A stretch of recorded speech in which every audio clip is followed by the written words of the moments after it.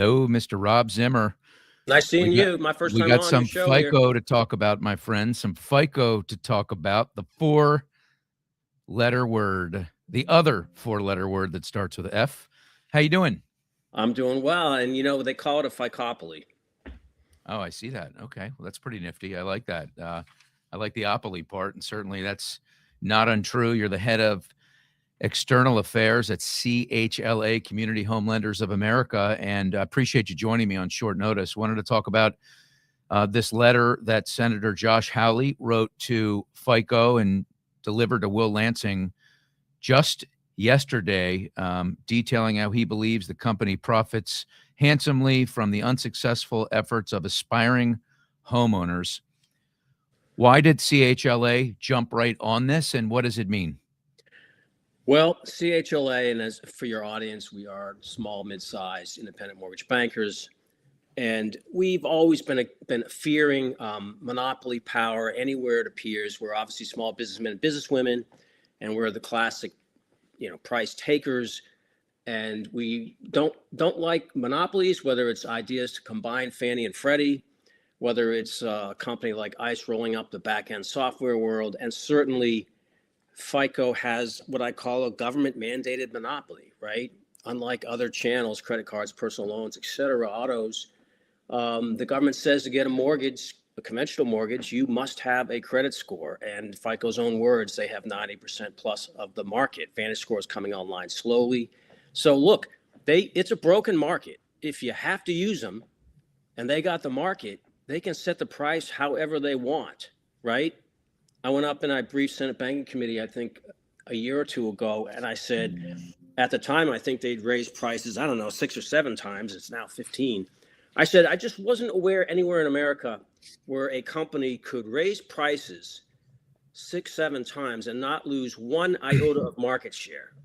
And the Senate Banking Committee said, well, pharmaceuticals. And I said, okay, fair point. I just don't want home mortgages to be like pharmaceuticals. So here we are, right? They can set the price. Let me give you a quick example. Let's say I had a paper route as a kid, right? It was my first job, paper route. What if the government said, all the people living in houses, you can't go to work until you first get a morning newspaper, okay? No morning newspaper, can't go to work. And let's say my newspaper, I had 90% plus of the market. What's the right price for my newspaper? What do you think it is? I'll tell you what it is. It's the price I wake up and set. Because everyone's got to use me. There's no alternative. I'm in the catbird seat. So when the CEO of Fair Isaac, who seems like a nice man, but when he says, I don't necessarily think that we're charging for the full value of a mortgage credit score. Well, that's an interesting statement. What is the correct price of a mortgage credit score? If I'm the only guy with newspapers, everyone's got to buy my paper. What's the correct price for my newspaper? Whatever I say it is. So it's a broken market. And people say, oh, well, it's not that much of the mortgage, right? It's not that much of the mortgage. Well, 2 thoughts on that. What's stopping them from raising it to $100 per pull? Today, tomorrow. What if they say, the CEO says it's now $100 to pull a mortgage credit score? Then that's the price. Who's going to tell them no? And that's a problem. Yeah, nobody's going to tell them no. That's the answer to that question. It is very interesting. And you're referring to Will Lansing, who is the CEO, the same Will Lansing who, after the COVID year, made $65 million, which, hey, good for him.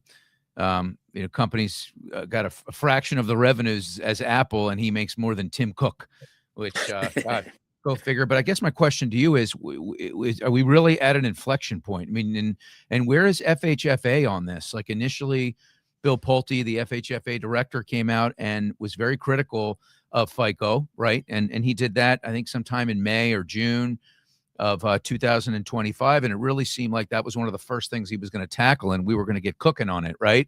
Yep. And then after he put them on notice, suddenly out of nowhere, we got this tweet.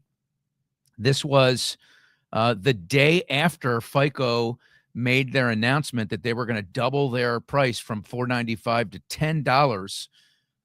And somehow Will Lansing convinced Bill Pulte that that this was going to be good for the industry. So Pulte, and who can blame him, right? You took Lansing, a very sharp, accomplished guy, at his word when he said that this was going to be great for the industry, and there would now be two options.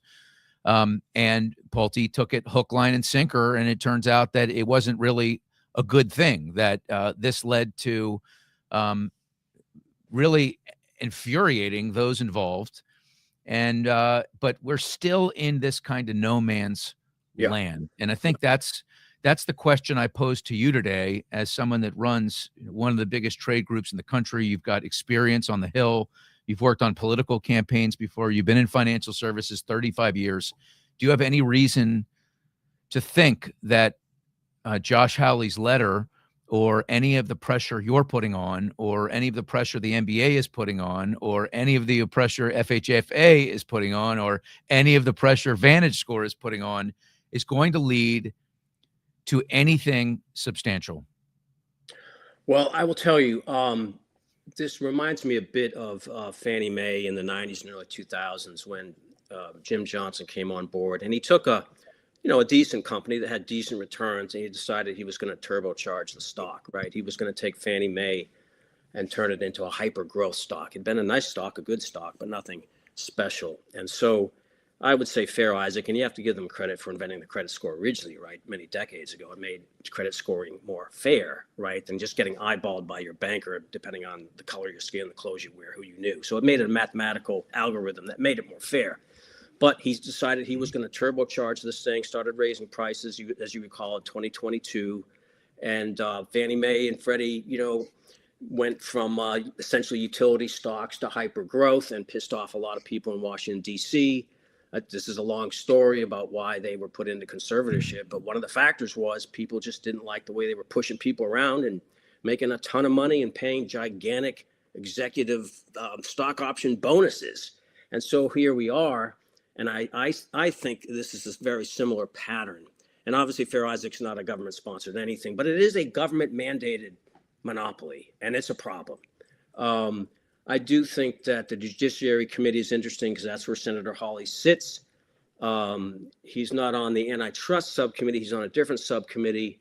But, he's number 2 on the antitrust subcommittee. Well, let's talk about antitrust, because that is an option, right? It's not a cheap option. It's not an easy option. It's not a fast option. But is that a war worth waging? I can't speak for the Justice Department or the FTC. I think he's asked them to look at it before, and they don't tell you when they're looking at this stuff. But I'm not aware of anything going on there today. I want to go back to your earlier question. Is this an inflection point? And it's a very fair question, right? Because it may take a while to erode the absolute market power of Fair Isaac. Vantage Scores is a start, but it's going to take a couple or 3 years for them to even have meaningful market share, although we're for it. As lenders, we want options. So is it an inflection point? The thing that's different now, because Hawley's written on this before, the thing that's different is the senator has now asked for documents. So before, the senator said, well, I want you, the Justice Department or FTC, to look into this. Now he's saying, I'm looking into it, and I need to see documents. That's a different ballgame, right? If you're Fair Isaac, you've got to make a decision there. Are you going to start complying and sending over documents? Or are you going to say, what are they going to say? I don't know. I will say the next step is you'd want to see, a Democratic senator or two also join in on this. I don't know why they wouldn't, right? You ever heard of Elizabeth Warren? I've heard of her. Yeah, she seems pretty ripe to be the one to lead that charge, huh? Yep, I would imagine. And there was a letter that was sent out, I think, last year on this topic that was signed by a bunch of senators. But again, so Greg, the key is, right, because all senators are very busy people. The key is not just sending a letter, but digging in, getting to the bottom of it, having hearings, asking for documents. And the way Washington works is, the more people get involved and start asking for documents and having hearings, more parties in town will get involved and start looking at it. Because I don't want to sugarcoat this, right? I don't want to sugarcoat this. Fannie Mae back in the day had a lot of money, a lot of power, and a lot of influence, right? Fannie Mae, just like Fair Isaac now, can hire some of the best lobbyists, right? The best law firms to defend their interests. So it's not a game for the timid, and things take time. But I would Yeah, say that, yeah. yeah, go ahead. Rob, you mentioned Vantage Score. Let's shift over to that while I have you on here, because I know CHLA has been very vocal about not being in favor of a single pool. So I want to hear, what is your position on that? Tell everyone why a single pool is not a good idea in the eyes of CHLA, and where you think we are on that right now. Yeah, I think the single poll is an interesting idea. We did study it hard. The CHLA formed a task force of lenders who studied it and said that they were not convinced it would save money, number one. And number two, perhaps more importantly, they were concerned about tail risk on this. And people say, what's tail risk? To give me an example of tail risk. An example of tail risk is mortgage putbacks, right? Not all information is reported to all three bureaus.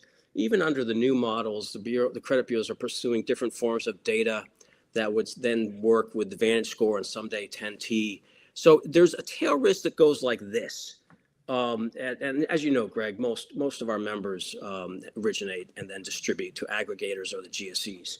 You pull one credit bureau and you miss something, and Fannie Mae and Freddie Mac, and even if the loan's performing, right, the GSEs put back mortgages that are performing perfectly fine, but they could find a defect here and say, coming back to you, buddy, $700,000 mortgage, we're putting it back. And then the owner of the company's got to come up with 700 grand to take care of the putback. And then you go scratch and dent, you lose 20%.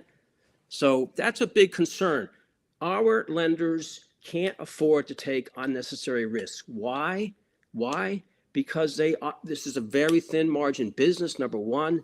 Number two, the cost of capital is higher than for the insured banking industry, right? Independent mortgage bankers don't have deposit insurance. They don't have cheap deposits. They don't have the Fed discount window. They don't have the federal home loan banks.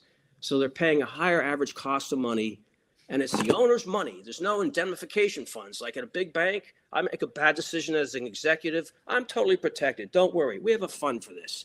The owner makes a bad decision in an independent mortgage banking world, and they are out potentially hundreds of thousands of dollars per mortgage, by the way. I think we have to mention that the NBA did say that a condition of, just in fairness to them, that a condition of going to a single pool would be that FHFA would guarantee that they wouldn't come after lenders if something material occurred as a result of it not showing up on the one report. Now, when you talk about the one report, there've been a lot of papers, lots of paper, white paper, some commissioned, some the AEI did one.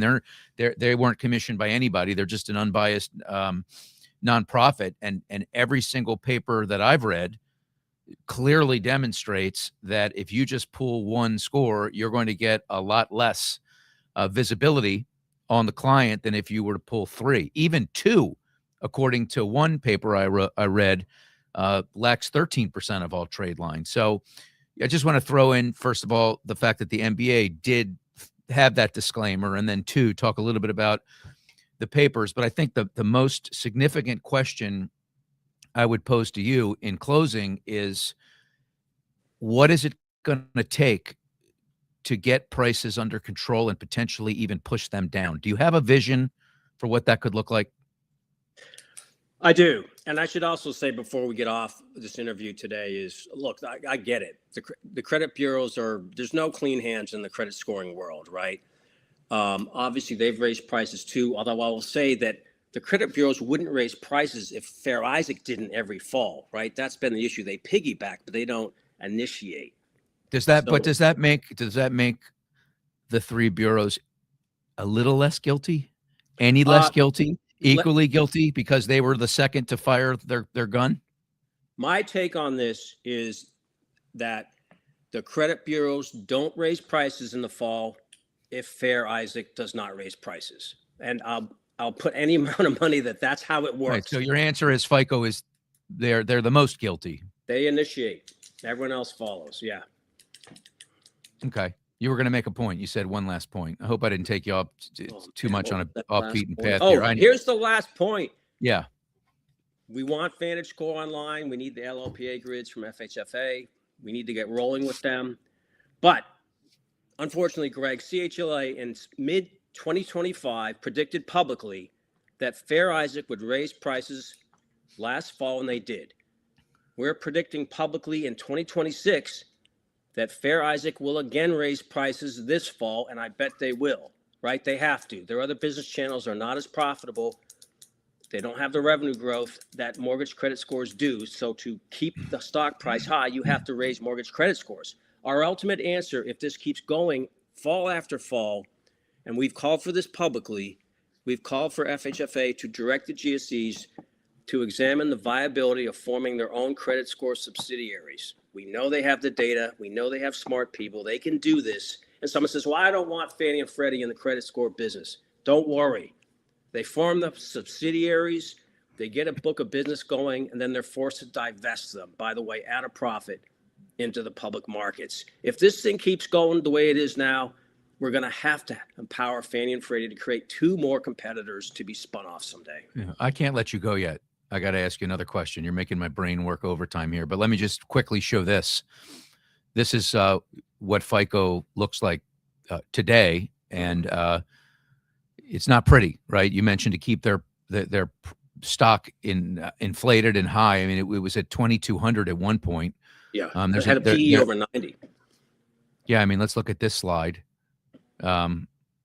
This is the 52-week range, 970 to 2217. So I've not done the math yet on what this has cost them on paper, but it's got to be in the I don't know, is it billions? Probably, hundreds of millions. I don't know, but it's a lot of money. It's a lot of money. So to your point, if something doesn't change here, that increase could come sooner than later. So I want to hit you on another point that you made me think of, because you're an old school guy, right? I mean, you've been in the business. That was a good movie. Old School was a great movie, by the way. Yeah.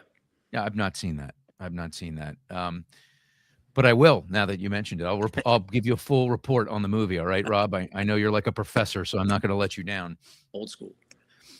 But Fannie and Freddie were not supposed to be big profit machines. True or false? Just quickly, one word answers. They were not built to be big profit engines. They were built to serve the markets they serve. That is correct. Okay. So the great financial crisis comes. There's a lot of risk, a lot out there. And suddenly we saw G fees, we saw LLPAs, and they were not supposed to be forever. True or false?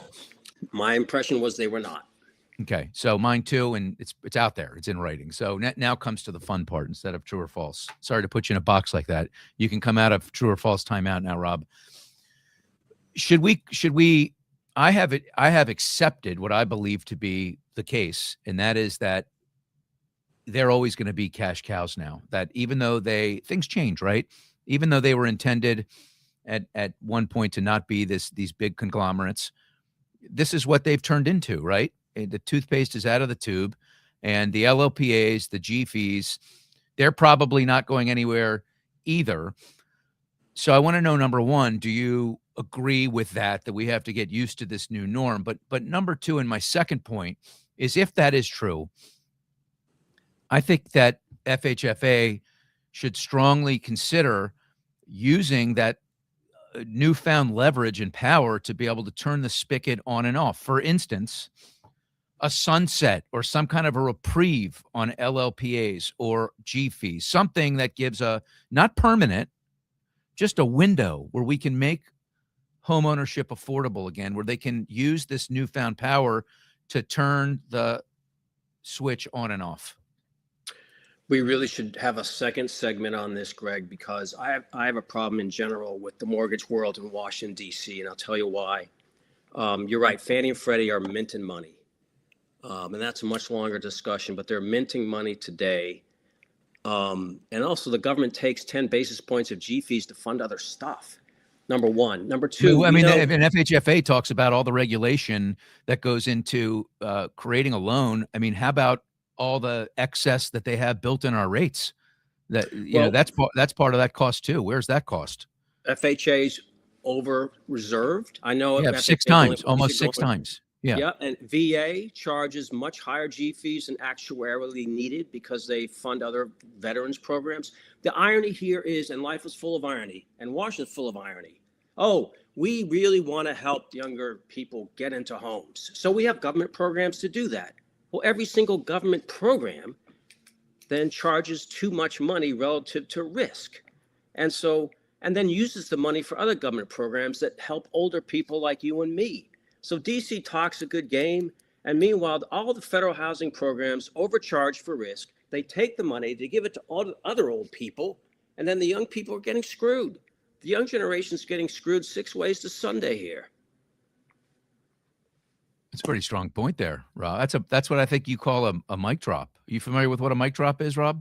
I'm not as good at your business as you are, but yes. You've done it. You have accomplished the proverbial sought-after mic drop. Anything else you want to add as we close out here? Right.